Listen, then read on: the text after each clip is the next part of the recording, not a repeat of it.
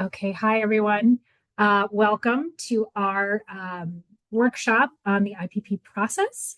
We are going to be hearing from Sofia Cervantes from the California State Council on Developmental Disabilities. If you are new to Family Focus, I'll tell you a little bit about us as an organization.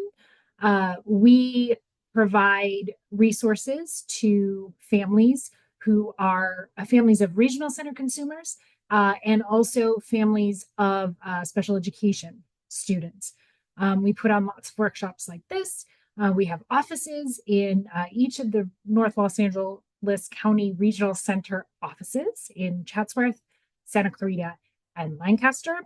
And we just offer a broad range of services. I will drop our calendar and our website in the chat so you can look at our different events and support groups that we have, and also all of our contact information if you have further questions.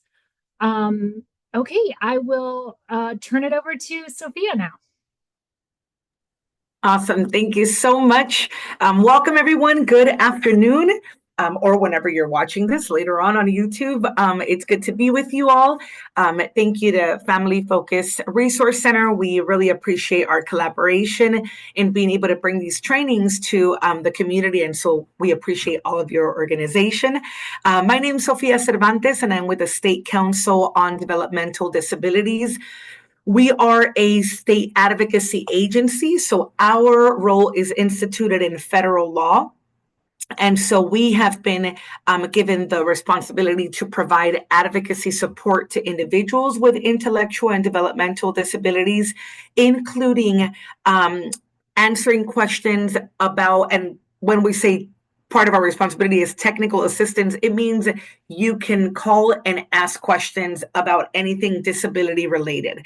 And we hope to be able to provide some information that will help you make an informed decision and or refer you to other agencies, other sources that could provide more information. And so our other role is providing capacity building, so trainings, right, in order for family members, self-advocates to increase their capacity to advocate for themselves and for the services that they need.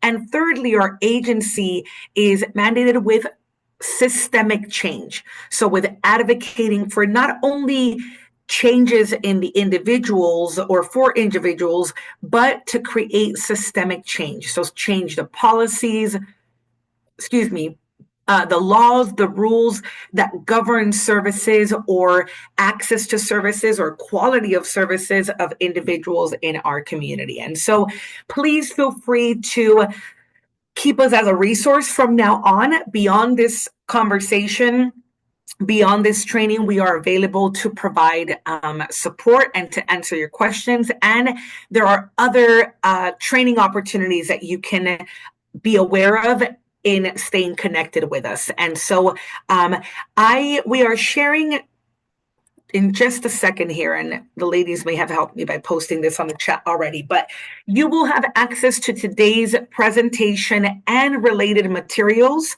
by clicking on the link that is currently provided on the chat. When you click that link, you will find a folder similar to what you're seeing in the screen. And if someone can just give me a little thumbs up if you can see my screen, it should be a Google Drive that we're looking at. And so you'll see I've divided the resources, thank you, into English and Spanish. And so you'll go ahead and click on the English folder and you will find the information that I'll be referring to, okay? And then out here of the folder, in the root of the folder, if you would, with the little star is the PowerPoint presentation that we will be looking at today. And out here, you will also see flyers that are related to our Monday trainings. Our office provides virtual trainings every Monday from 10 to 12, and they're on a range of topics. Coincidentally, right now, we're in a regional center series, training series. And so if you click on this flyer here, and let me open up the English version. If you open up our flyer, you'll be able to see the topic that we'll be discussing, what language. One Monday, we do the topic in English. The following Monday, we repeat the same topic in Spanish. And so you'll be able to see all of the calendar for this series. Please keep in mind, this Zoom information remains the same all year long. So if you're ever Monday morning, 10 a.m., you want to tune in and just listen and see if it's relevant to the information that you need or in the language that you need it, just feel free to tune in and you can attend that training. Okay, so this information remains the same. And again, you have access to this flyer and other resources here through your Google Drive. Okay.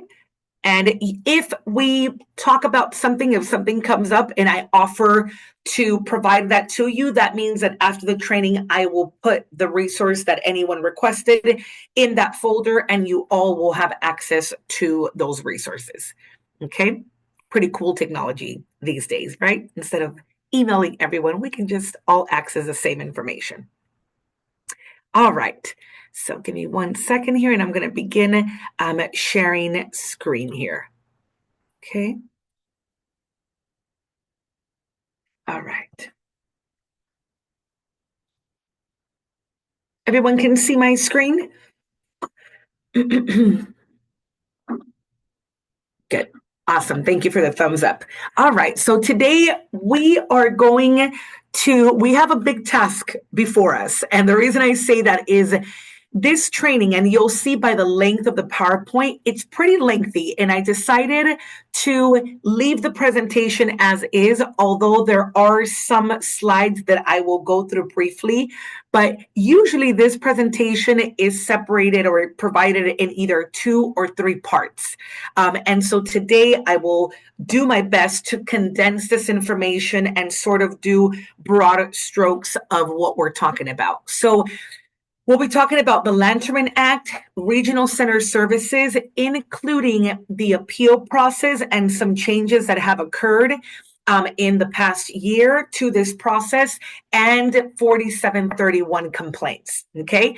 And so, but rest assured, you have information in your Google Drive, including an IPP strategy booklet that you can read in your own time, and you can remain connected with these resources. And give me 1 second. I just noticed such beautiful rays of light shining here. Give me 1 second. I'm going to try to adjust the lighting here a little bit. So nice, right? Nope.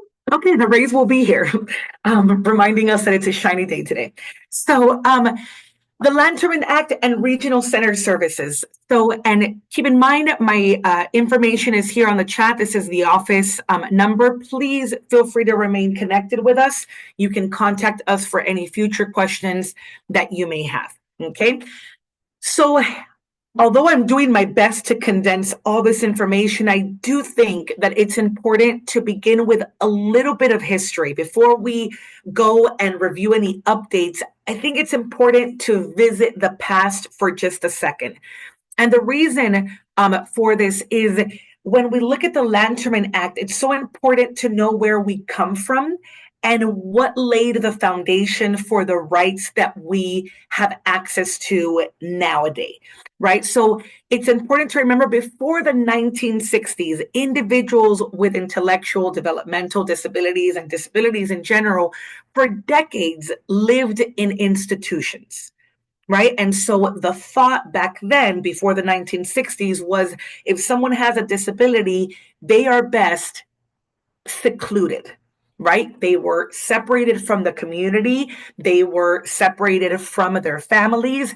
And the thought was that people were best served in institutions. And so we see large institutions, which thankfully, many of them no longer exist. We have very few people still in similar settings, but the law has now changed. But so in the past, this was the environment. This was the setting, and this was the thought. This was common practice, right? That individuals were removed from their home and served in a secluded manner. And it wasn't until the 1960s, which if we really look at it, it's not that long ago, right? And so in the 1960s, parents began to advocate and say, well, why? Right? Why are they removed? Why can't they live with us, with their family, with services and supports that they need? So, given those arguments, given that advocacy, and just like we can see in this picture, parents and advocates and community members advocating for this shift. And so in the 1960s, the first version of the Lanterman Act was born. And so it's important to know where we come from. And this Lanterman Act is what governs everything we're going to talk about, right? All these things that we're going to discuss are in the Lanterman Act. And it is because of the Lanterman Act that now things have shifted, right? And as we'll look at during this presentation, the Lanterman Act, because of it, now what we look at is inclusion. What we look at is now people remaining in their own home, in their own community, with their loved ones, with the supports and the services that they need.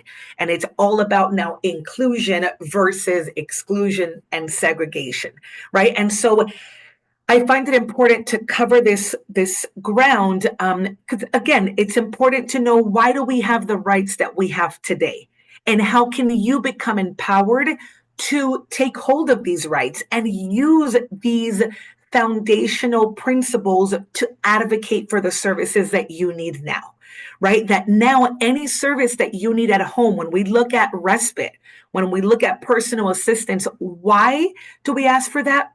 So that your son or daughter, so that you can remain within your own home, right? Instead of being served in an excluded manner outside of your community in an institution, right? And so I hope with this brief overview that it would begin to empower the fact that this is where we come from, and this is why you have access to the rights that we do.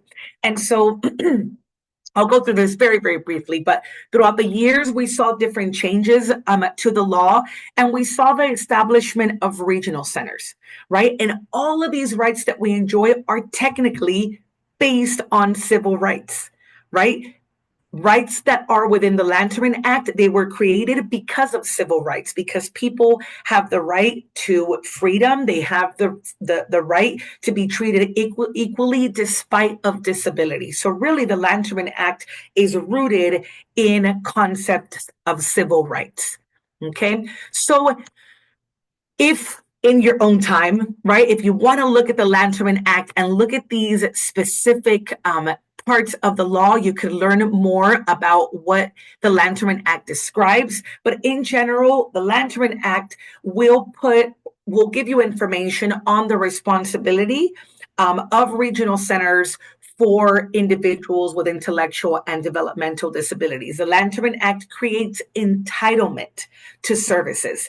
Keep in mind, the Lanterman Act is a state law, right? Other states do not have the same access or the same entitlement to services, right? It's California that has entitlement to services. And the Lanterman Act defines rights, right? And it highlights that services are provided in order to increase independence and to empower the individual and to encourage inclusion. The Lanterman Act, we will continue to discuss this, but also makes a point of the fact that services are based on individual needs. So supports and services are based on individual needs. And so that's why part of today's presentation is IPP strategies, right? How do I best prepare? How do I best come into my IPP meeting to discuss my child's individual needs? And those needs will produce goals, and those goals should provide services, right? And so we'll be looking at sort of this flow when we talk about IPP strategies. And so the Lanterman Act details some of these things. The Lanterman Act also talks about the role of regional centers, right? And the fact that part of their role is to provide service coordination, advocacy, to collaborate within or between agencies. It's called interagency collaboration, to not just provide a referral, but to maybe what we call sometimes do a soft a soft handout, right? To be able to introduce or connect you to the agency that you're being referred to. The Land-to-End Act talks about all that. Okay. And it defines the responsibilities of agencies. It defines your rights, including the right to appeal and to a complaint process. And so, again, our training today will include a little bit of all of these things. Okay. And we have it on the other side in Spanish. And so we'll look through that. So, I will not spend too much time on this section of eligibility, but I think it's important for us to know what makes a person eligible for services, because at the end of the day, when you advocate for continued services, it's important to keep in mind what made the person eligible to begin with, right? And so according to the Land-to-End Act, in order to be eligible for services, one, the person must have one of the 4 or 5 diagnoses here. However, we'll see in just a little bit, a diagnosis is different than an eligibility criteria. And I think sometimes we get that confused. Sometimes we might think, well, my child has cerebral palsy. He should be eligible for services. But the law outlines that 4 things need to be true in order for the person to be eligible for regional center services. Having cerebral palsy or autism, intellectual disability, epilepsy, or a similar condition, which is often referred to as a 5th category, is only one requirement to be eligible for regional center. Okay, just a small parenthesis, keep in mind, special education, the schools also have their own eligibility criteria. And so sometimes parents may be confused as to, well, why do I have an IEP at school, but I didn't qualify or wasn't found eligible for regional center, right? And so this will quickly help us hopefully clarify some of those things. So one, in order to be eligible for regional center services, one, the person must have one of the following diagnoses, right? And then second, the condition had to have begun before the age of 18. If a person is diagnosed later in life, if a condition emerges later in life, then they may not be eligible for regional center services. That's 2, right? So the diagnosis, the fact that the diagnosis or the condition had to have started before the age of 18. And then the third requirement, very important, the person has to have the diagnosis, but also demonstrate that they have substantial disability in at least 3 of the following 7 life areas. And those 7 areas are self-care, receptive and expressive language, learning, mobility, self-direction, capacity for independent living, and economic self-sufficiency. So yes, your child may have cerebral palsy or autism, but if the regional center finds that they do not have substantial disability in at least 3 of these areas, this is why your son or daughter may be denied eligibility. And so we'll learn that you have the right to appeal a denial, including a denial of eligibility. And so in that appeal, what would be the role in advocating and appealing, demonstrating how they do have substantial disability in at least 3 of these 7 areas. So that's the third requirement. And the fourth is when the person is being assessed for eligibility, the regional center is exploring, is the disability expected to last indefinitely, right? If there is documentation or assessments that demonstrate that your child's condition will be improved or remedied or cured at any point, then it is not expected to last indefinitely. And so therefore that itself may make you not eligible for regional center services.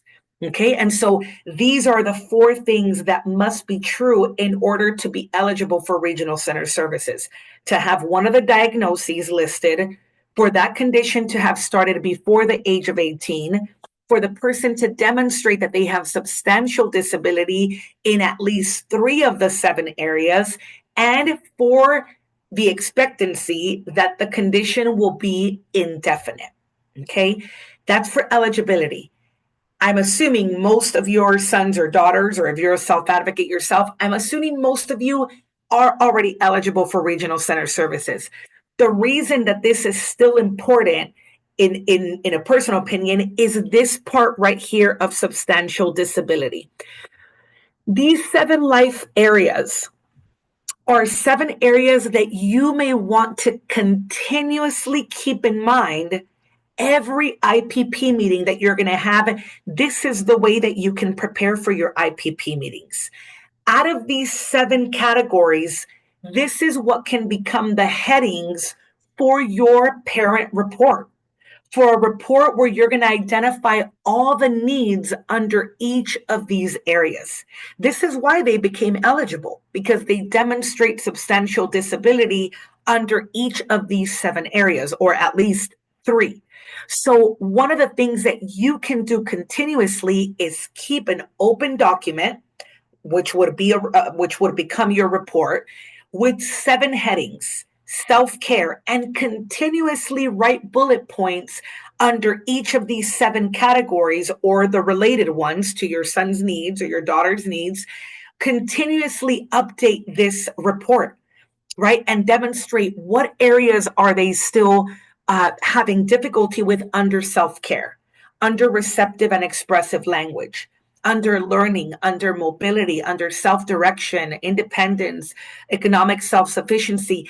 And so every year, as you bring this report, this can become your basis for your conversation in the IPP meeting. This is what you can use to discuss the need, and based on those needs, develop goals with your IPP, and based on those goals, request services. And so when we look at it this way, then hopefully you'll feel this really is a cycle, and it really is a process that we can get a hang on, right? We can repeat this process continuously. And so I would encourage you to keep these 7 life areas in the forefront, right? Make note. It is slide, I think, 4, right? Highlight, keep this in your mind. And again, keep in mind that when I mention parent reports, this is what I mean. A parent report is just somewhere where the parent identifies all of the needs. And what better strategy than to use the same life areas that were assessed for eligibility at the beginning, right? When determining eligibility for services. And so you're already in regional center, right? You're already a client. And so some of the things, and keep in mind, I'm going to skip through some of these as we have lots to cover, but you can go back and look at all the details later. So some of the key concepts from the Lanterman Act that will help you in preparing for regional center IPP meetings are some of the following. So one, I think it's important for us to know that according to the Lanterman Act, there is no minimum or maximum amount of services that can be accessed through regional center. I want to quickly point to the fact that in your Google Drive, you will have a trifold of a list of services that may be available under regional center for children, and there's a different trifold for adults. Okay, so this might give you a general idea of what services are available. And keep in mind, the law says there's no minimum and there's no maximum. Now, let's remain mindful that this pamphlet or this trifold of a list of regional center services isn't necessarily a menu, right? It's not like we open up the menu and say, I would like this one, this one, this one, this one, this one, right? Because as we discussed a little bit earlier, everything is based on need. So yes, the law says there's no minimum, there's no maximum, but everything is based on need. So we hope that this trifold will help you think about your child's need or your son's or daughter's need, and then we work backward. And what I mean by that is, if I think of a service that I think my son or daughter needs, I'm going to work that backward and start from the bottom. And I'll have a visual for this a little bit later in the presentation. But imagine a pyramid. The first thing we have to do is establish the need. If I want to ask for a service, let me go 2 steps down and first establish the need. What is my son or daughter's need? Once I've established that with the team, let's create a goal, right? What is the goal that's going to go in my son's or daughter's IPP? Once a goal is in place, then absolutely we're ready to ask for a service.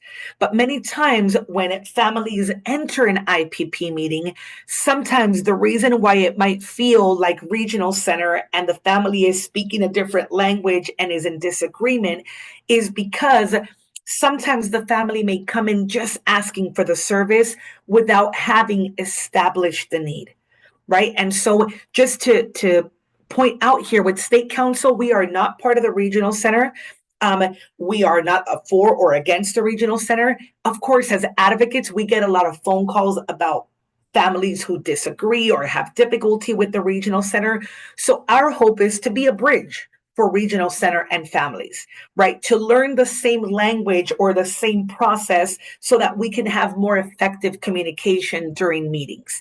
And so, again, one of those key components to meetings and conversations with regional center is keep in mind that establishing the need for the service that you I was going to say want, but it's not about want, it's about need, right? If there's a service you need, we then have to establish the need, right? And so based on the need, there is no maximum or minimum amount of services. So a person with a lot of needs is going to have a lot of services, probably. A person with less need is going to have less services. The law says there's no minimum, there's no maximum. Why? Because everything is individualized. And so, one thing to point out here is it would not be an effective strategy to come in and say, well, you know what? I went to a training and there was a mom who said she had 7 services. I want the same thing. Or I know that my neighbor has such and such service. They have independent living skills. They have a personal assistant. They get transportation, respite. I want all of those things. That would not be an effective strategy. Why? Because the law states that services are based on individual need.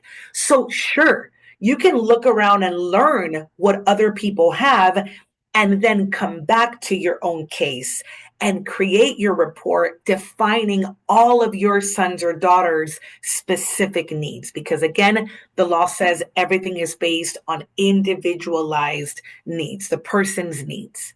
Okay. So, based on that, as I mentioned a little bit earlier, the amount of services is based on the established need.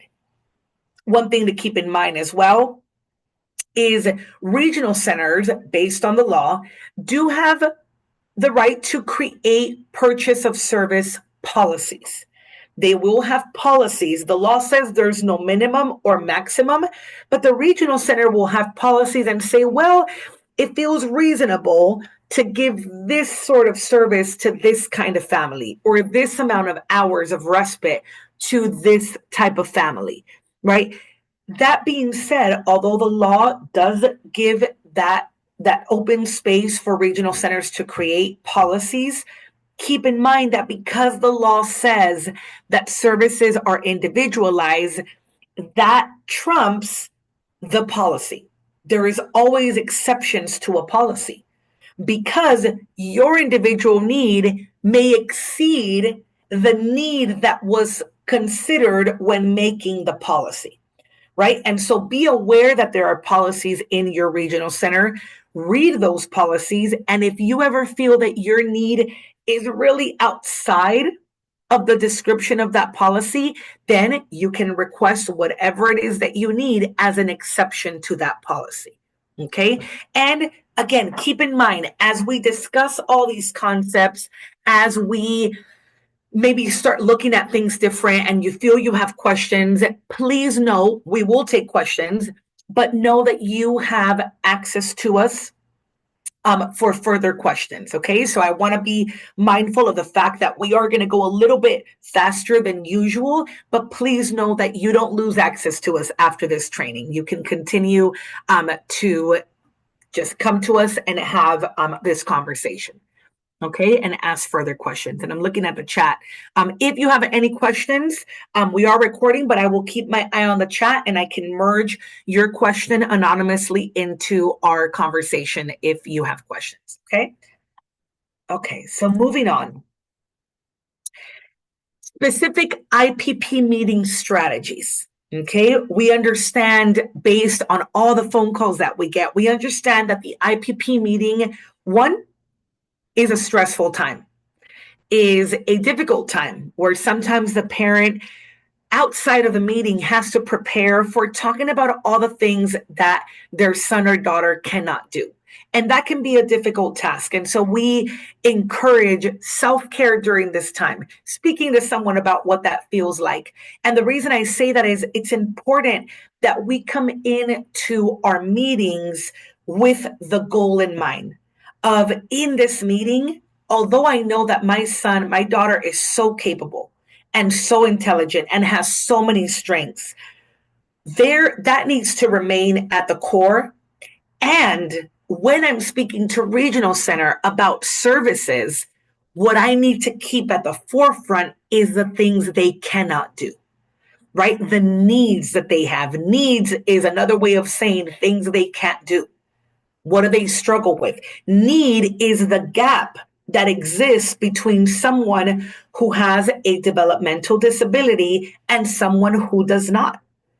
The need is if my son or daughter did not have the disability that they do and they are 13 years old, I am essentially comparing what skills would a person without a disability who is 13 years old, what skills would they be displaying that my son or daughter is not?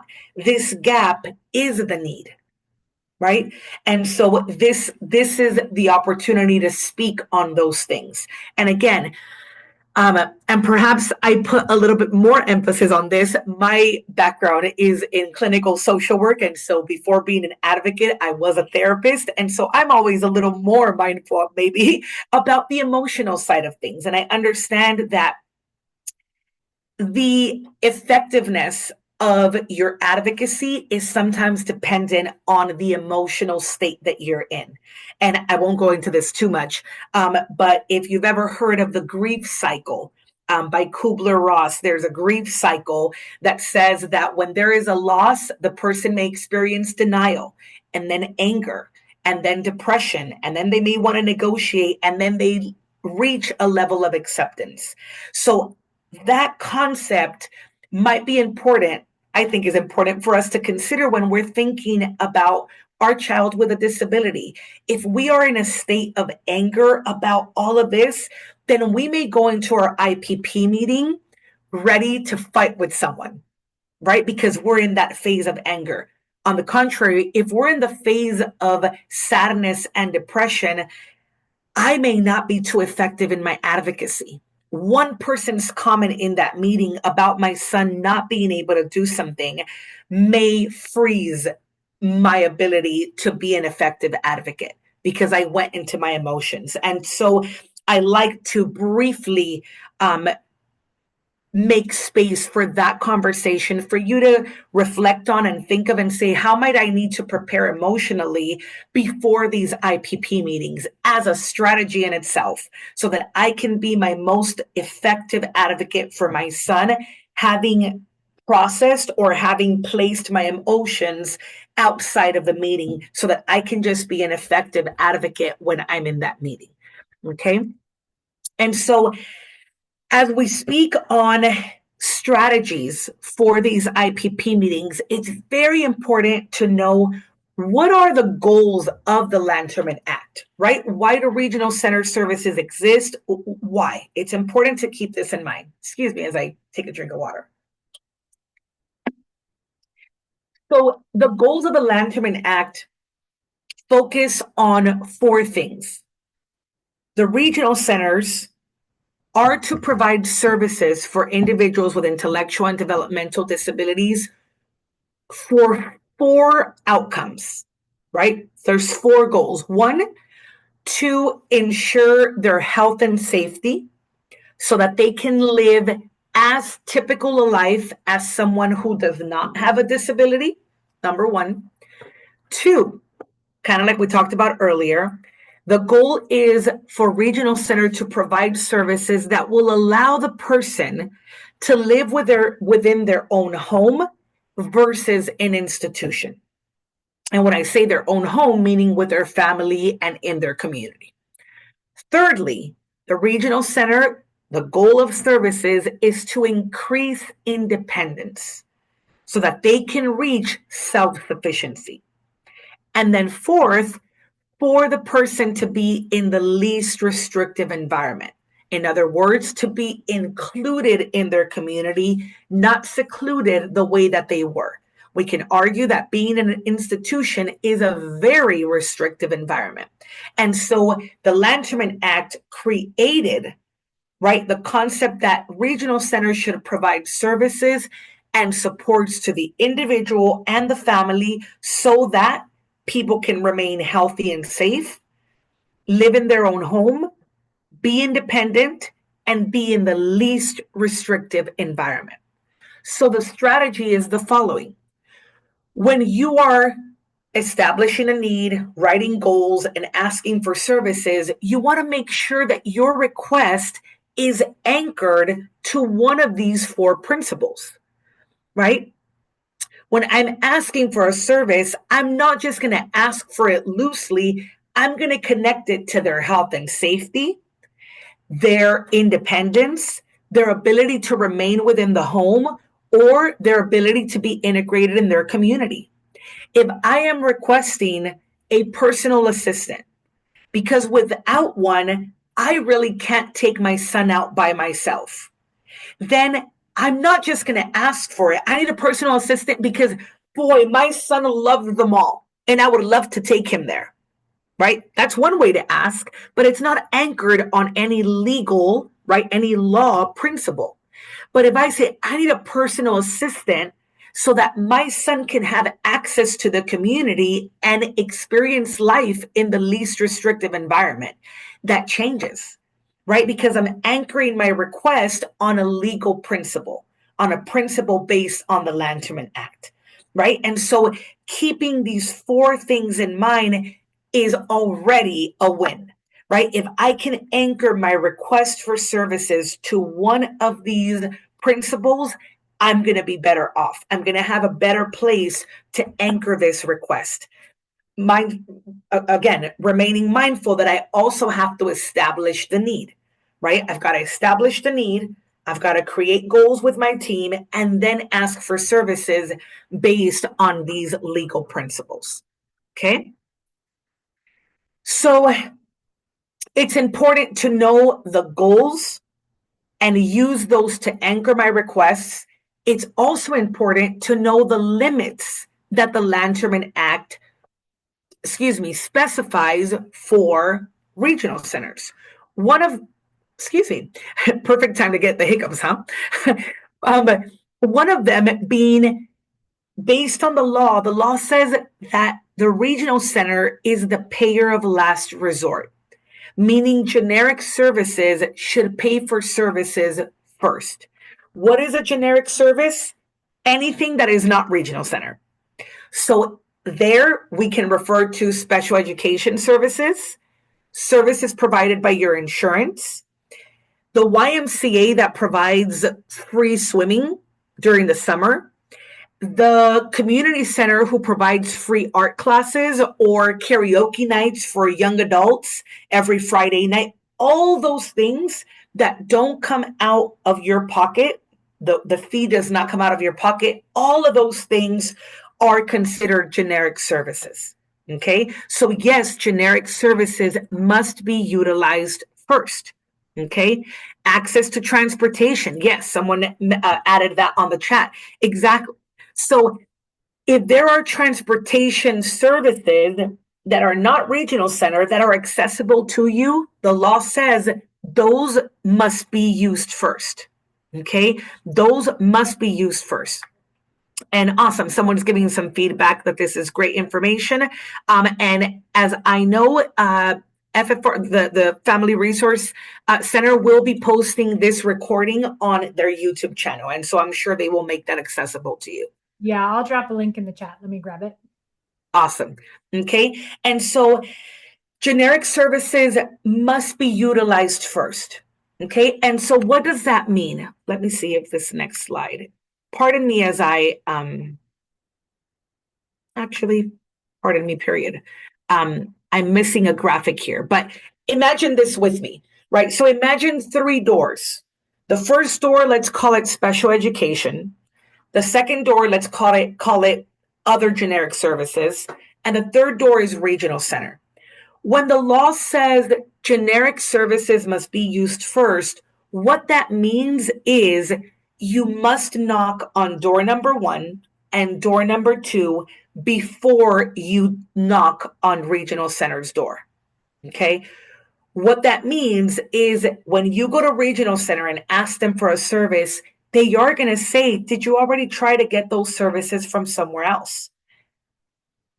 Here, keep in mind that yes, the law says this, and also the Land Term Act says, remember, that they should provide interagency support.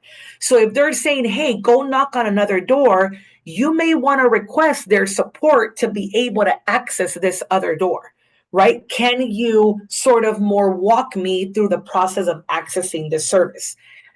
However, more importantly, or I shouldn't say more importantly, but another concept to add to this is yes, generic services should be used first, but generic services have to be appropriate.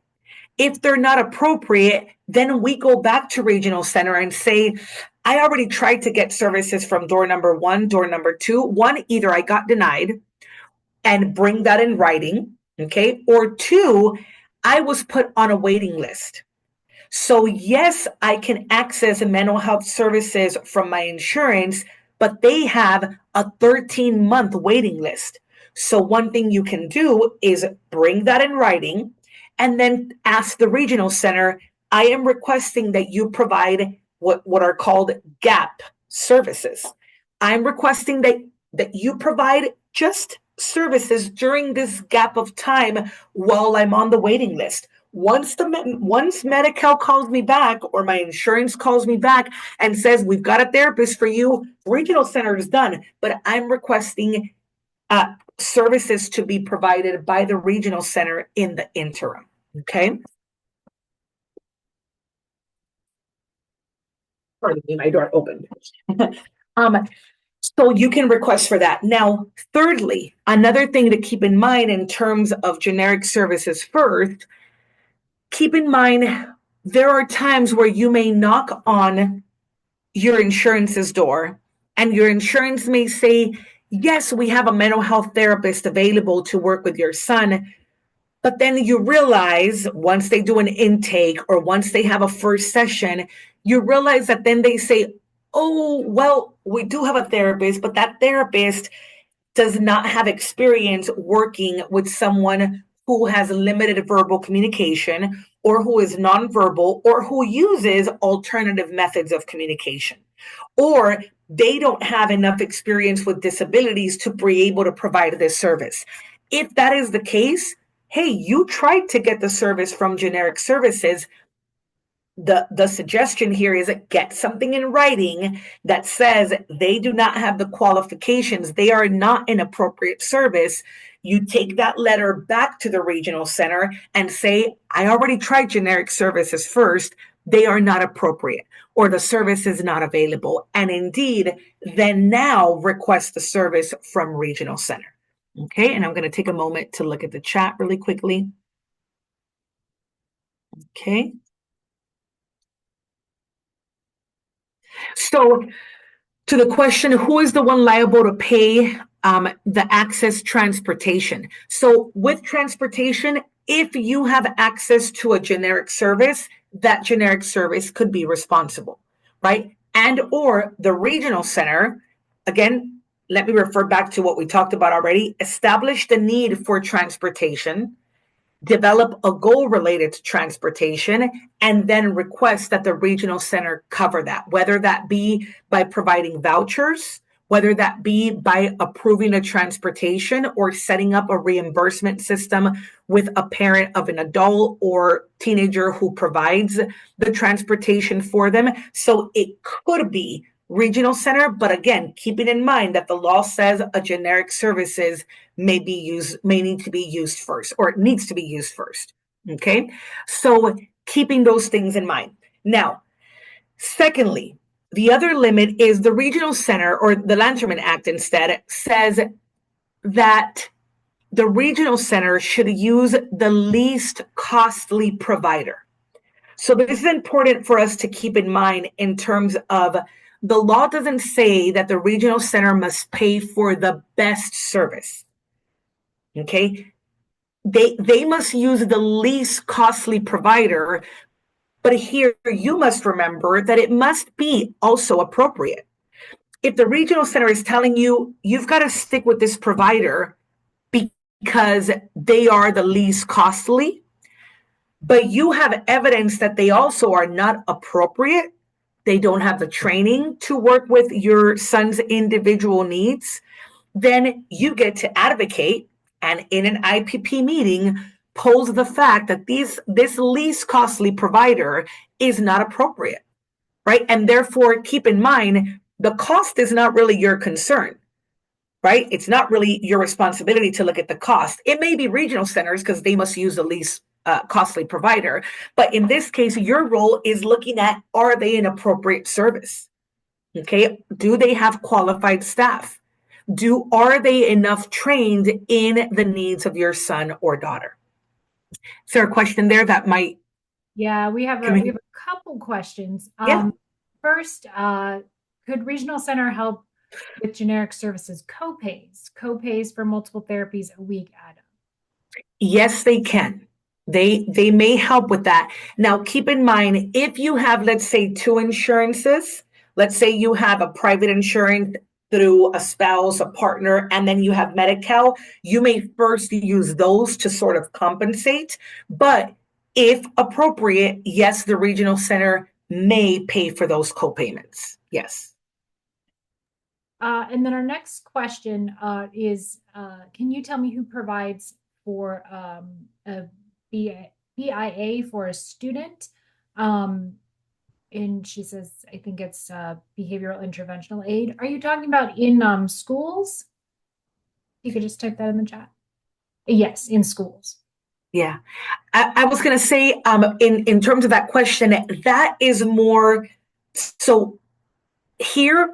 I would say that is a service that would be within the umbrella of the school. So it's something that you would first request with the school. I don't want to absolutely say that regional center cannot provide that, because in some circumstances and the way that things loop around, they may, especially with now recreational services and school supports being back.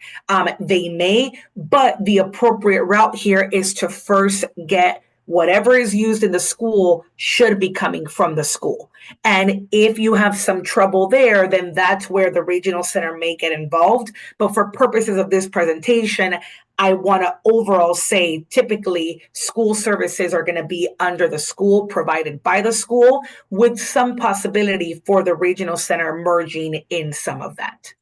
Okay. And then I see a hand raised. If you don't mind, if we can leave any vocal questions for the end of the recording. And if you want to pose your question so that you don't forget, please feel free to put it in the chat. And maybe if staff can help me keep note of questions to bring it back at the end of the recording. Thank you for that. Okay. So, and perfect. Keep the questions coming and we can merge those into the conversation. Okay. So keeping those things in mind, okay, love the little fire emoji. Good. So keeping those things in mind, at least costly provider, but it's got to be appropriate. Okay.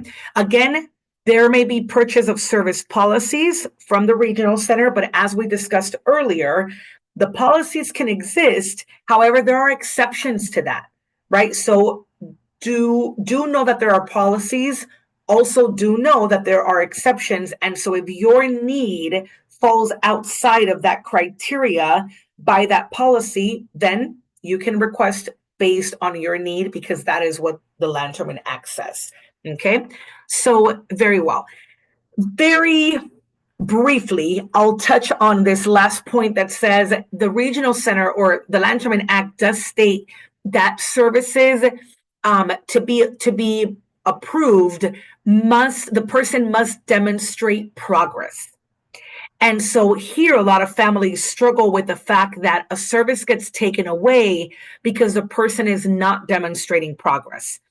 This may be the case, but two strategies or two arguments that you may consider. It may be relevant to your case, it may not help you, but I'll mention them. One, you may argue that sometimes progress is the person not regressing. So progress, we usually perceive it as it should be going up. The person is doing it better. Having worked with individuals in the past who had a developmental disability with a mental health diagnosis, so the person that I'm thinking of had an autism diagnosis and schizophrenia. And so for that person, them not regressing during a time where they lost a family member and they were grieving was the progress itself. That person didn't regress. That person didn't go to the hospital due to danger to self or others during a crisis time. That itself was the progress. And as the provider back then in my report, I stated that progress is not just going 1 point higher. It also means sustaining during times of crisis. So one argument that you may consider is that, right? The progress sometimes is the lack of regression, the absence of regression. Point number one, right? Point number two might be for us to consider, sure, maybe my son isn't demonstrating progress. Maybe this service should go away for now. But if a person is not demonstrating progress, we would encourage you to then consider what are the other areas of development that they are lacking support in that is limiting their ability to make progress in other areas. So if the regional center indeed is saying, we're going to not reauthorize this service because the child isn't demonstrating progress, your follow-up question may be, what other services are we going to put in place in order for them to develop the skills that are currently not up to par, which are limiting their ability to make progress in these other areas? If that didn't make full sense, a quick example. In previous years as a provider, the agency that I worked for provided group services, social skills group services, and adaptive skills, one-on-one in the home, and group setting services. There were times when the person who would come in for the social skills group was not making progress. In fact, the group setting almost seemed detrimental. It would dysregulate them very, very much. It would make them very anxious. And so, yes, for some families, that service was taken away, but what they were provided was the one-on-one at home service so that they can build the social skills, the regulation skills, the emotional regulation skills to later tolerate or be able to regulate within a home setting. So many of the clients that we served many times left our groups because they weren't working out. They went to have individual services, some for 2-3 years, some 5, and then later came back and now they demonstrated progress in a group setting. So if the argument is this person isn't demonstrating progress, we're just going to cut this service, the follow-up, right, strategy is, what are the foundational skills that they are still lacking then? And what services need to come in place in order to support them to later make progress in these higher level skills? Okay, so keep this in mind. So if you notice, I've discuss some of the limits of the Land Turbine Act, but there is an accompanying strategy to compensate for those limits, right? So, yes, generic services should go first, but if they're not appropriate, it's still appropriate to ask for regional center to cover that. Yes, the regional center should use the least costly provider, but the service has to be appropriate. So if it's not appropriate, demonstrate how it's not and how a higher level service is needed, right? So whenever there is a limit, there's a strategy, right? Even for the other thing that the goals that we talked about, when there's a goal, there's also a strategy. But keep in mind, when there's a limit, when there's a no, you can't do this, there is often a strategy to keep in mind. Okay. Very good. And so your IPP, in essence, is a legal contract between the regional center and the client. This is why it's so important that when you have your IPP meetings, that everything that you talk about gets documented. If a lot was talked about, but nothing went into the IPP plan, then you may find yourself not having what you thought you were going to have after attending that meeting. This is why we also encourage that you do a parent report. The parent report that we talked about earlier, let's make that part of the IPP document. A lot of the times we hear families say, we had a great conversation. I told them everything my son needed, but then I looked at it and nothing of what I said was in the IPP. That is true. That happens sometimes. So in order to ensure that your voice gets in there, do a parent report that gets into the IPP document and request that it be part of the IPP document. Okay. Ensure that your IPP is person-centered, right? That we're focusing on your son's or daughter's specific needs, that their preferences are being respected and accounted for.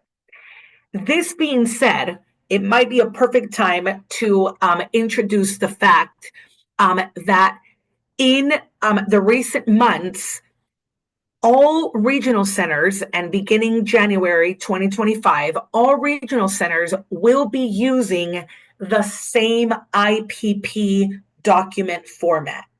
Prior to January of 2025, regional centers were given some liberty in how to structure that IPP.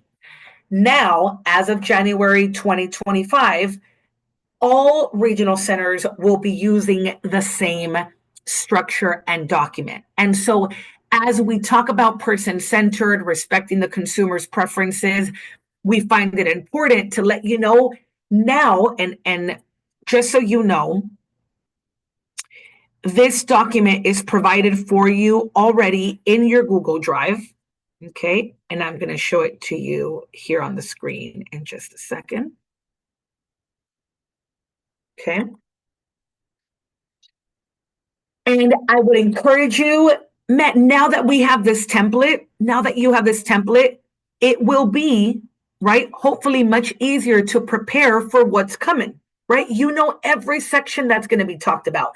You can come ready with a draft of the information you want in there, okay? This is what makes something person-centered.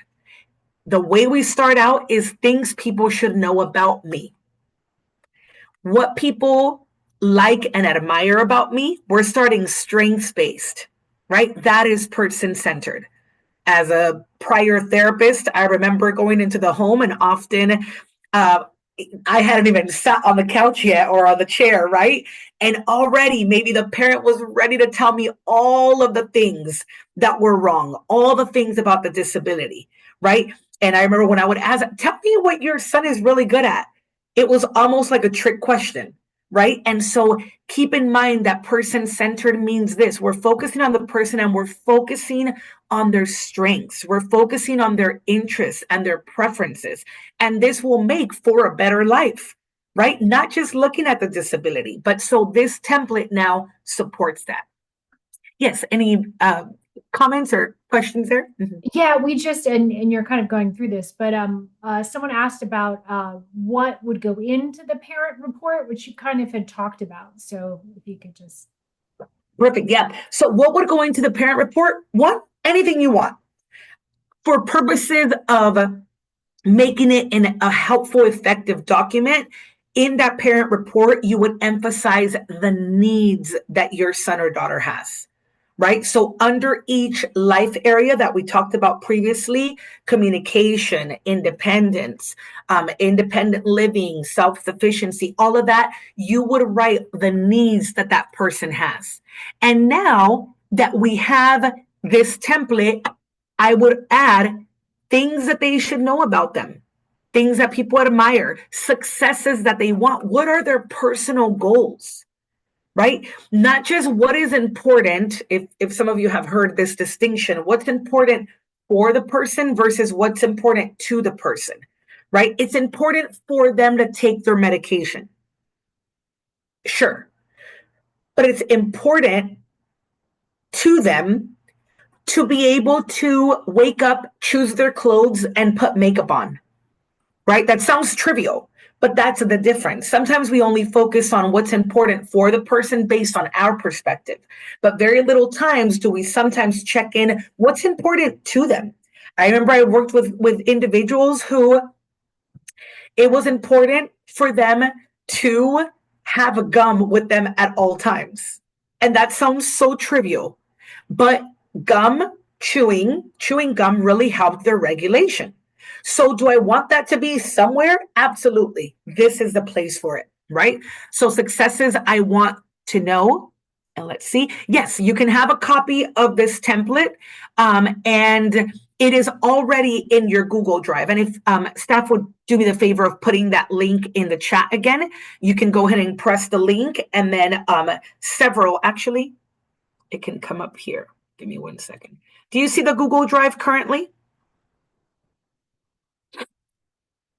Right here on your Google Drive, if you press English, it's already here, new IPP template. So you press it here and you'll have a copy of it here, and you can download it and save it to your computer. Okay. So how this plan was developed, where did my meeting happen? What part did I choose to play in making my plan? Who else helped my plan? Vision for the future. Again, this is the new template that every regional center will be using during IPP meetings as of January 1st, 2025. Okay. My short and long-term visions, communication. How do I communicate with others? Okay. Decision making. Okay. Select the life area. The outcomes I desire is what's currently happening. Look at this. What is important to me? What is important for me? What we just talked about, right? What needs to be done? If we look at it, this is really formatted in a way where goals could be developed and then services can be requested. What needs to be done? A service may be needed here. Okay. This template also, our agency does emergency preparedness presentations. So we find it very useful that this template includes now a section on emergency planning, right? So what is the emergency preparedness plan for me? Who should be contacted in case of an emergency? Okay. So this is the way that we can prepare, right? Looking at all of these areas in this template and making our own version of it, following the same thing, filling it out ourselves, and then coming as a team with the regional center to be able to further develop it. Okay. Very good. Let me again share the presentation.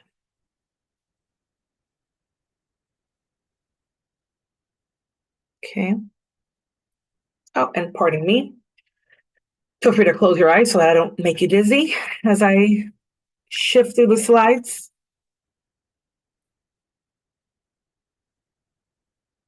Okay. Okay, so these are some of the strategies. Look at the template beforehand. Okay, we've got little over a month to look at it, really prepare for our next meetings. Okay, and then make this report. Consider their life areas and what areas they have needs. And a report, I want to point out, when you hear parent report, please know that it can be a simple document. It can be a plain language document. It doesn't need to have technical language. It can really just be a heading communication and bullet points under describing all of the needs under that category. Okay. And thank you so much. The 7 life areas are posted on the chat currently. Okay. Very good. Okay. And I'm going to skip through some of these. So some important things for us to know, well, everything is, huh? I keep saying that. Another important thing for us to know is please know that although Regional Center usually holds one IPP meeting a year, usually around the birthday of the person, know that as circumstances change, if the needs of your son or daughter change, you can request an IPP meeting at any time. Be mindful, right? Let's be efficient. Let's be supportive of the regional center. Probably not reasonable. I mean, only you can say this, but we're not going to request an IPP meeting every week. But if something changes, absolutely. If something changed, that means the needs changed. That means maybe the goals need to change. That means maybe services need to be changed. Therefore, where is the appropriate setting to have that conversation? An IPP meeting. Excuse me. So you can request an IPP meeting. The regional center, based on the Lanterman Act, must hold this meeting within 30 days of you requesting the meeting. Okay. Second thing, you can record your IPP meeting as long as you provide 24-hour notice, minimum of 24-hour notice, letting them know that you plan to record this meeting. Okay. Now let me pause here. When we say request, our strategy, the strategy that we would like to present to you, is always doing it in writing. Many parents call and maybe messages get lost, things, or they saw their service coordinator in the hallway when they were going to another meeting, or whatever it may be. Whatever is not in writing, the rule of thumb is, you may know it, say it with me, it never happened. Excuse me. If it's not in writing, it never happened. If it was talked about but not written, the wind took it. It's gone. Okay. The reason why it's important to have it in writing and documented with the date is because the Lanterman Act establishes timelines for when regional centers should be doing certain things. For example, what we said, 30 days, they should hold a meeting 30 days within 30 days after a parent requested a meeting. But again, if we don't have it in writing, when did the clock start for the 30 days? We don't know. Right? But if we can always have it in writing, we can monitor the clock. Okay? Because if the regional center violates these things that are in the law, that's when you have the right to do a complaint. And those complaints are called 4731 complaints. They're called 4731 because that is the section of the Lanterman Act where those complaints are discussed. Okay? So this is why this is important. Okay, so make your requests in writing. Anything that occurs in writing. Okay, so you can request a meeting. It must take place within 30 days that you requested it, and then you can give notice that you will record your meeting. Okay, now when you do communications, when you do things in writing, one thing that we suggest again is the date, whatever you're expressing in the letter, and then after anything that you write, our strategy is adding this little line at the bottom. If anything in this letter is incorrect, please notify me within a reasonable amount of time. If anything in this letter is incorrect, please notify me within a reasonable amount of time. What this is saying, right, is I'm requesting something or I'm summarizing an interaction that we had. If something I said here is not right, let me know. Therefore, if they never reply to you, their silence means agreement. So if anything in this letter is incorrect, please notify me within a reasonable amount of time. Now, pause quickly. The intention of these letters are for the future. If you ever make a complaint, if you ever go to an appeal, right, to a fair hearing, if you appeal the denial of a service, what's going to be your evidence? These letters. It's more than just saying, well, I called them about 4 weeks ago and they never answered me. It's your word against theirs, right? But if we have things in writing and we said, hey, this is my recollection of the events. If you think I wrote something wrong, let me know. And they never did. The hearing judge in your fair hearing process may say, oh, did the regional center ever tell you anything? Nope. So everything in this letter is right. So you did tell the family that they couldn't have any more services because they already had 3? Oh, okay. Right. So you want to use these letters to document the things that occur and the requests that you're making.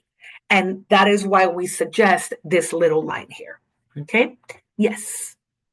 We just had a quick question. Does email count as writing? Perfect question. Always comes up and I love it. I usually like waiting for it to come up. So the reason we suggest against emails is because you usually have record that you sent the email. But if they never reply to you, you don't have evidence that they received it.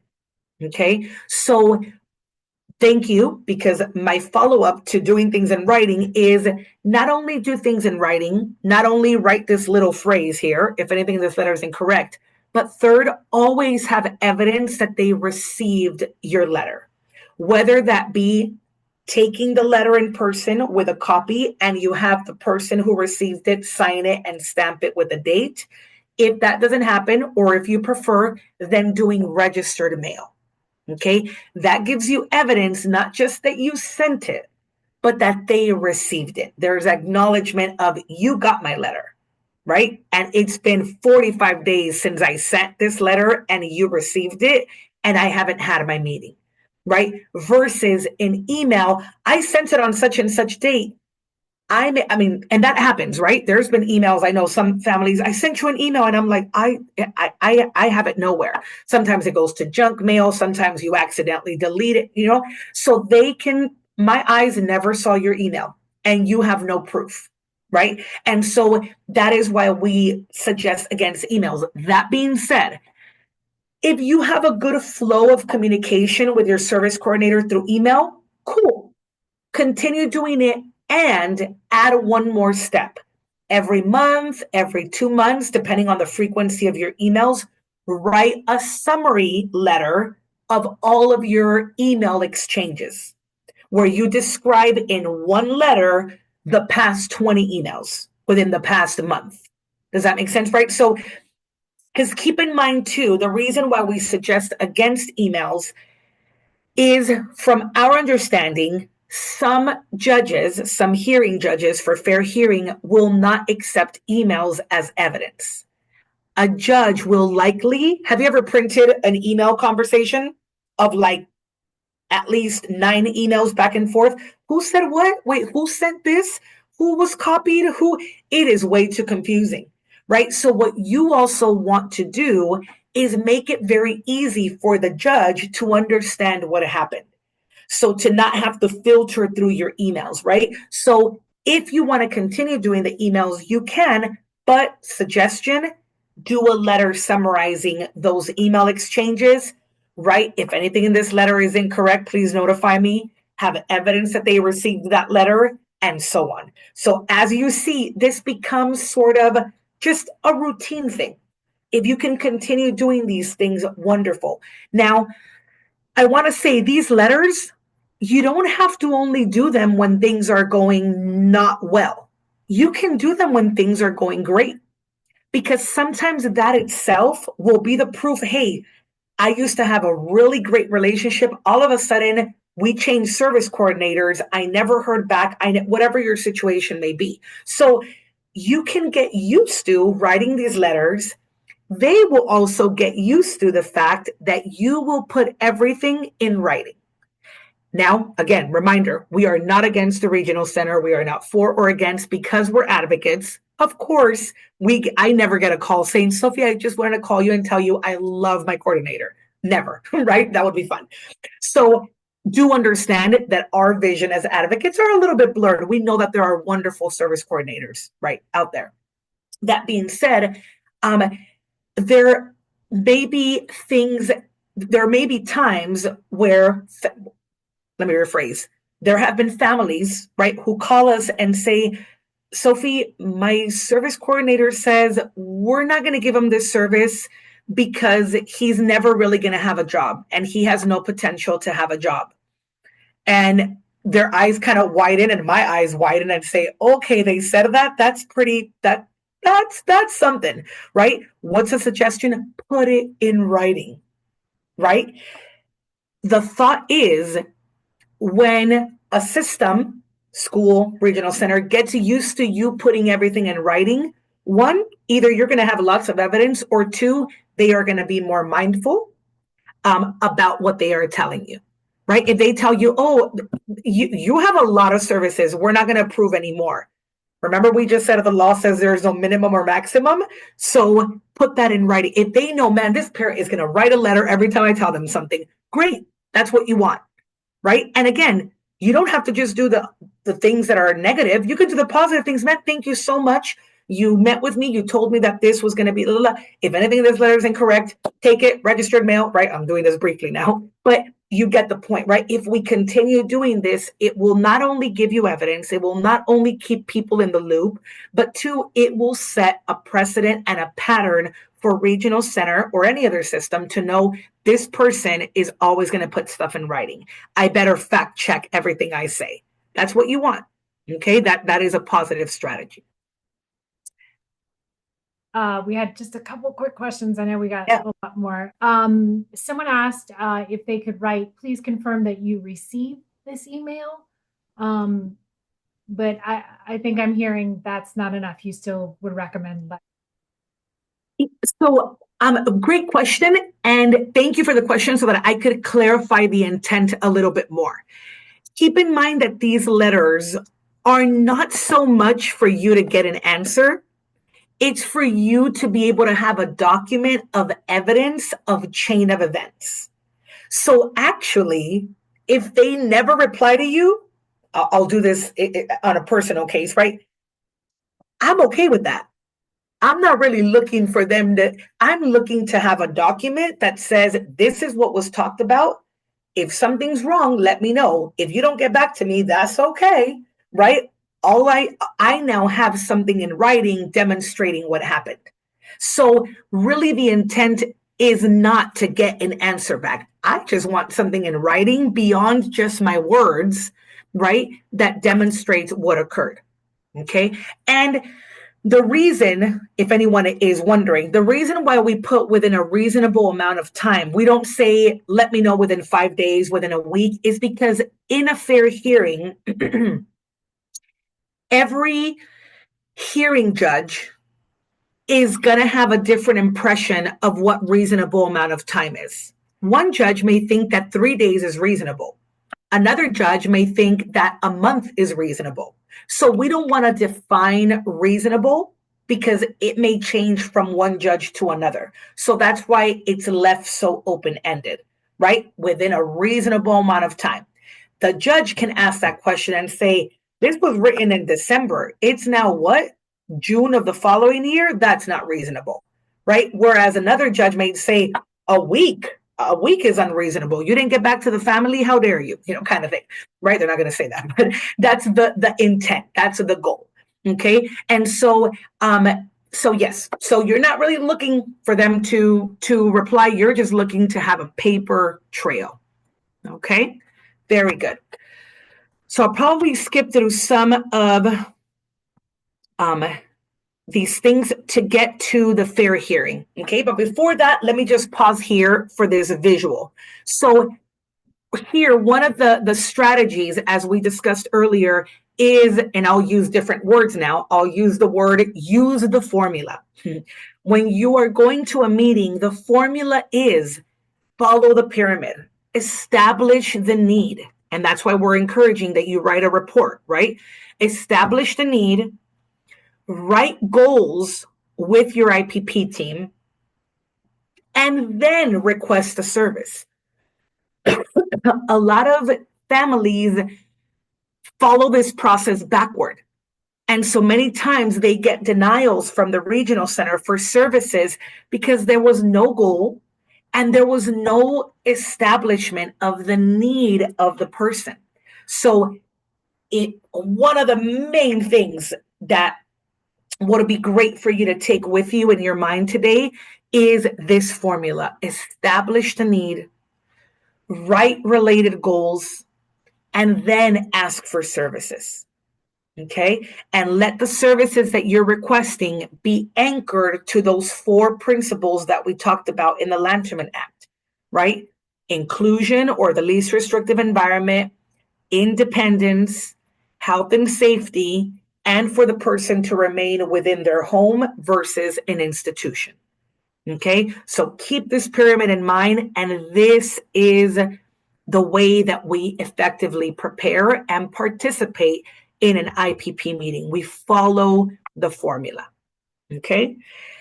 So now we have had our IPP meeting. We have established a need. We wrote goals. We requested services. If the services are approved, very important, let that be written into the IPP, including you can request that they write when the start date will be.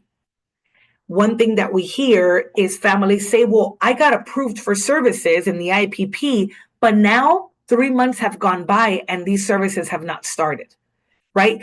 Remember that your IPP is like a contract, okay? Not really in the legal sense, but it's a contract. It's an agreement of what regional center will be doing for you.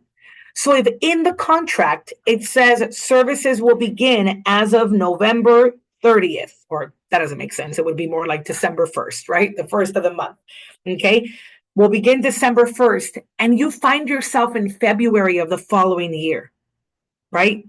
You don't have to wait that long, but you could definitely say, hey, they are actually not following the IPP. They said they were going to do something and they're not.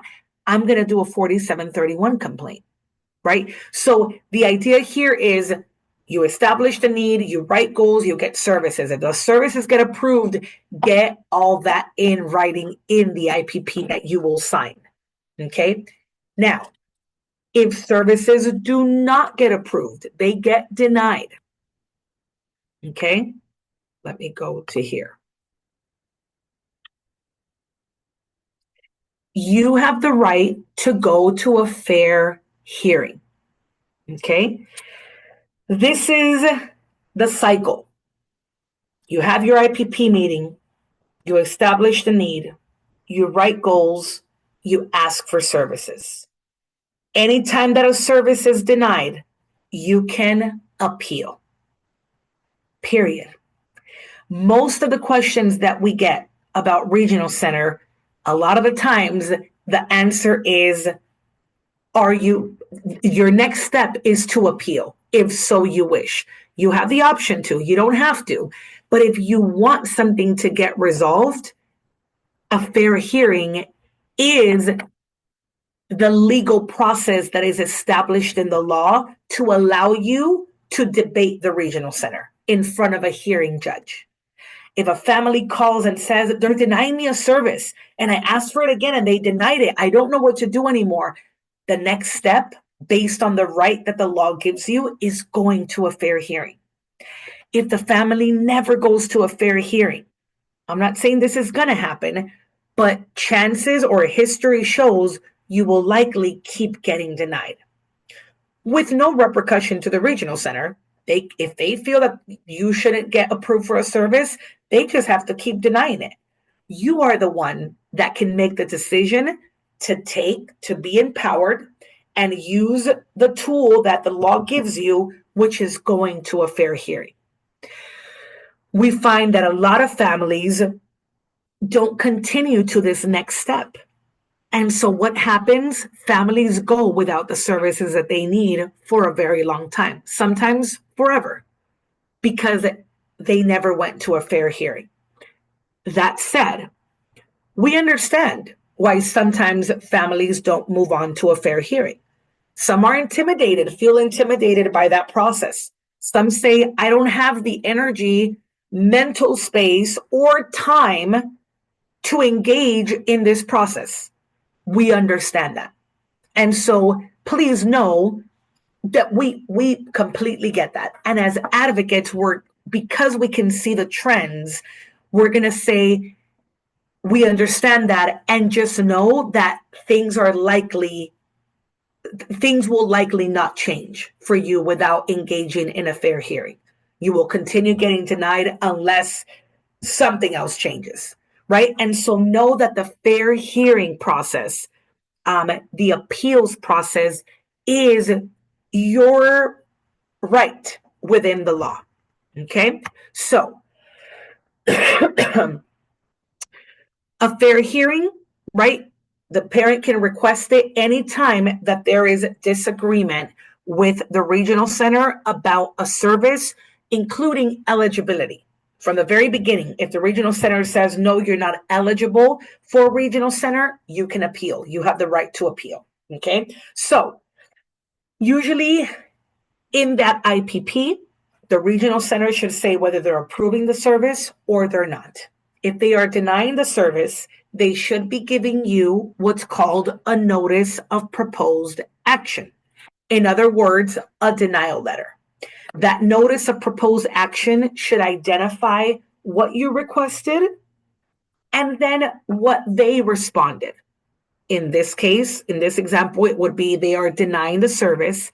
They should also provide the reason why and the section of the law that they're using to substantiate their denial. Okay, so you would request a NOPA, the denial letter, and then that denial letter or that NOPA should also include information on your right to appeal, on your right to go to a fair hearing. Okay, now know that there are some timelines that have changed in the past year to this appeals process. Okay. In the past, yes. Give me 1 second. Okay, perfect. In the past, you used to have only 30 days to appeal. You now have 60 days to appeal. Okay, so from the time that the regional center denies you a service, gives you a NOPA, the clock starts ticking. Okay, you have 60 days to appeal their denial. Okay, if it's for a service that you have never received, okay, you have 60 days to appeal. If you are appealing the regional center's decision to take away a service that was already on your IPP, you have 60 days to appeal. But if you appeal within 30 days, and we often, in most circumstances, we suggest you do, then you get to keep the service that they want to take away for as long as the fair hearing process lasts. Let me say that better, or try to, right? So if you have a service in your IPP and the regional center is saying, we're going to take it away, from the day that they give you that notice that they're going to take away the service, if you appeal within 30 days, you get to keep that service for the length of the fair hearing process. Okay, which if you look at the second large bullet point here, the decision for the fair hearing must be made within 90 days. So that means that if you have an existing service that they want to take away and you appeal within 30 days, then you will at least have it for the length of time that you're appealing. If at the end of the appeal, the decision is that you get to keep the service, wonderful. It never stopped. If at the end of the 90 days, the decision was that you lose the service, then you will lose it, but at least you kept it for another 3 months, at least, right? Or I shouldn't say at least, but for as long as the fair hearing happened, which could be up to 90 days. Okay, does that make sense? So if you get denied a service or a service is going to be taken away, you have 60 days to appeal. But if you want to keep the service for the duration of the time of the fair hearing, you have 30 days to appeal. Okay. And again, just sort of parentheses here, know that in the past, these dates used to be a little different. You used to only have 30 days to appeal, and you used to have only 10 days to appeal if you wanted the service to continue during the duration of the fair hearing. So it gives you a little bit more time now. You now have 30 days if you want to keep the service for the duration of the fair hearing, and you have up to 60 days to request it. Okay. And know that for the fair hearing process, it'll usually be about 90 days. The length of that process would be 90 days. You can request extensions. Okay. And I'll save those details because we can get into the weeds of things, but know that you can request an extension. But know that when you request an extension, then this requirement of the regional center or the fair hearing process having to be done within 90 days can extend. That may be to your benefit or it may not, right? So if you reach this process, if you get a denial from the regional center and you enter a fair hearing process, at that point in time, feel free to call us. We are happy to guide you through that process. Okay. Now, I want to show you here. Okay. And just if someone can, no, I can see that I'm not sharing the right screen. If someone can confirm in just a few seconds, are you seeing the Google Drive? Perfect. So again, if you go here to the English folder, okay, you have access to a document that one of our staff, I love that they did this for us. One of our staff, Albert, he created changes to the regional center appeals process. Okay, this gives you all the timelines and the sections of the law, and you can click on them to learn more about the appeal process. Okay, it talks about how you have 30 days to appeal if you want the service to continue. You have a total of 60 days to appeal. The regional center must hold an informal meeting within 10 days. All of these details are laid out for you here. And if you have questions about these details, feel free to give us a call. Okay. Another thing that changed recently is mutual consent for IPP decisions. You can read about this. Adequate notice. Some things were added to this section. Written notifications. Definition of interpreter. Okay. The law now says an interpreter must be effective, accurate, and impartial to understand and communicate what is said. An interpreter is provided during all parts of your appeal if your preferred language is not English. For someone who speaks a language other than English, this is going to be important. Okay. So please know that you have this document here. You also have, I will put the English version here, actually. Give me 1 second. I'm going to delete it as it is. Okay. You have a booklet that is called the IPP Strategy Guide. Okay. This booklet is pretty much most of what we've talked about, plus some more detail. Okay. So all of these things like the IPP document, okay, least costly service, purchase of services, all this that we talked about, you can revisit, you can read it. Okay. Here is the new template for the IPP. You can take a look at that. Here is the trifold that I mentioned. Okay. Common Regional Center funded services for adults. You can take a look and look at which services are common and know that this is based on the Lanterman Act. Okay. Then we have a trifold for children. Okay. Common services for children. And this is based on this section of the law, Land Termination Act, section of 4512B. Okay, California Welfare and Institutions Code, also known as WIC, if you're interested. Okay, and then lastly, I just added this here because I know I find it helpful. So if you're ever curious, if you want to read specific sections of the law, you can visit Ledge Info. You can click here and then write in the section of the law. If you write in this section, you're going to get the Bill of Rights. If you want to read specifically about regional center eligibility and supports, go to section 4512. So I'm going to model this very quickly for you. So let's say we want to look at section 4512. And if you want to know the role of our agency, look up this section. If you want to know regional center responsibilities, look at this section. Okay, so right now we're going to look at section 4512. All I have to do is click on Ledge Info.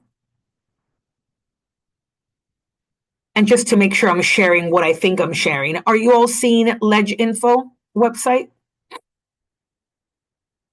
Perfect. Thank you so much. Okay, section, we're going to, for the code, we're going to put WIC, Welfare and Institutions Code. And then for the section, we said 4512. And then we press go. And here we are. Okay.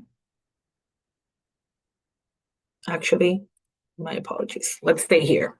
So remember, we were earlier discussing what constitutes eligibility for regional center. Here it is. What is a developmental disability? It describes it here.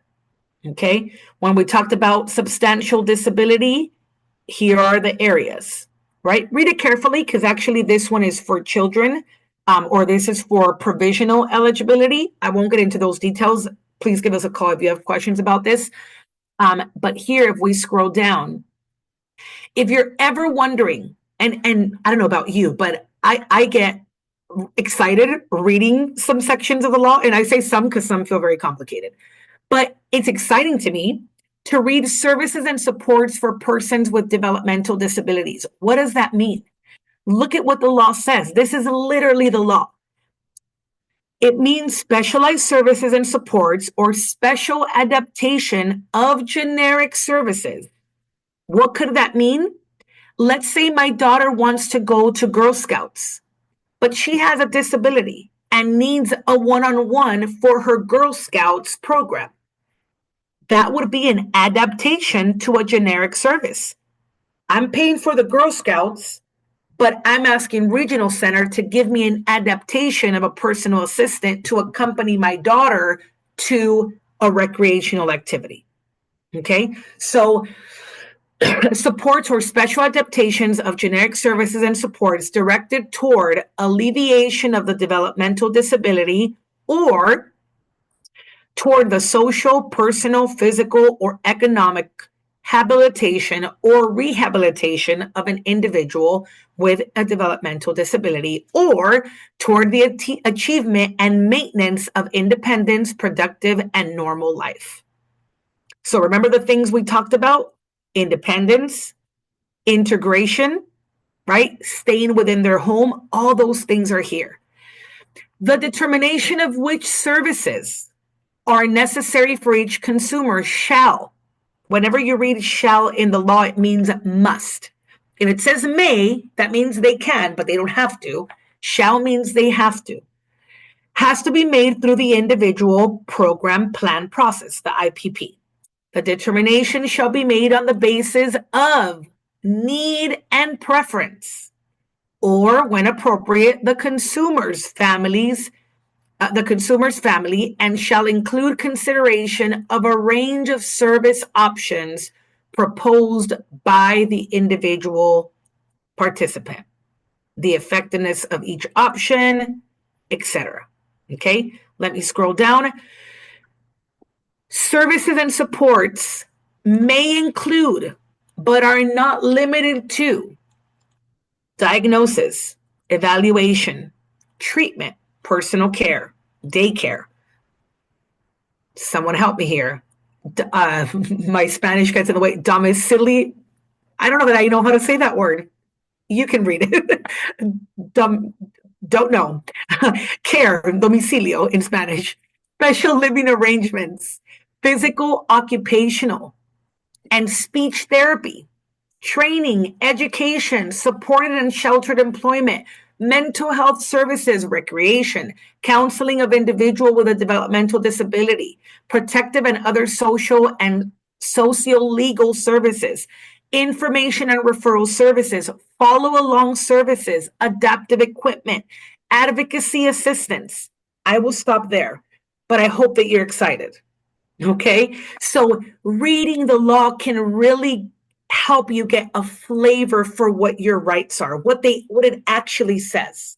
Okay, and if you want clarification, what does this mean? Right? What does adaptive equipment and supplies mean?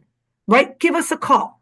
Okay, but so I have provided this tip sheet for you so that you can look up the sections that you wish. Again, we went to Ledge Info.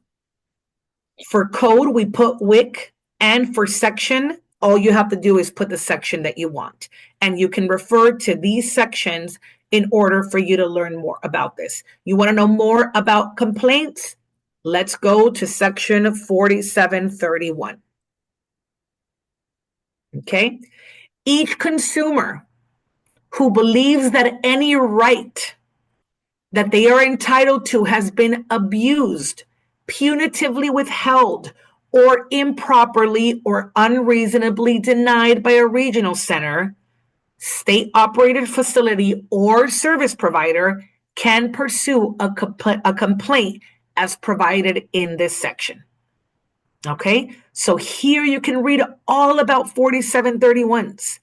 In summary, you have the right to file a 4731. That complaint is usually sent to the executive director of the regional center. Okay. And if you are not satisfied with the executive director's resolution, then you are able to now send it to DDS. Okay. You can learn more about timelines and all of that in this section, along with in the booklet that we provided here as well. Okay, your IPP strategy guide. Okay, so in wrapping all this up, I want you to know again, I'm emphasizing what's in this Google Drive, excuse me, because I'm really hoping that you would go back later, right, and click on the link and be able to read through some of these very helpful resources. Okay, so in summary, the Land Term Act exists to protect your rights for a person to live within their own home, gain independence, be in the least restrictive environment from their own home. They are entitled to services and supports from Regional Center to ensure that they remain healthy and safe, that they can gain independence, be in the least restrictive environment, and be included in their community and remain in their home. For this, you have your IPP meeting. You can request an IPP meeting anytime. We suggest you do it in writing, and the regional center must hold that meeting within 30 days of your request. You can also record that meeting as long as you give at least 24-hour notice. In your meeting, you're going to establish the need. We encourage you to write a parent report. You're going to write goals with your team, and you're going to request services. If your services are approved, wonderful. Make sure all the details get written into your IPP document. If they are not approved, they are denied, then you can appeal. You can go to a fair hearing. You have 60 days to appeal, or 30 if you want to keep those services during or for the duration of the appeal. Okay. For anything else in between, anytime that your rights are being violated, punitively withheld, everything we read right now, right? You can do a 4731 complaint. For all of the in-betweens, you can always feel free to reach out to wonderful agencies like the Family Focus Resource Center. You can reach out to us, Disability Rights California, Office of Civil Rights. There's many agencies, but you can reach out to us for additional support.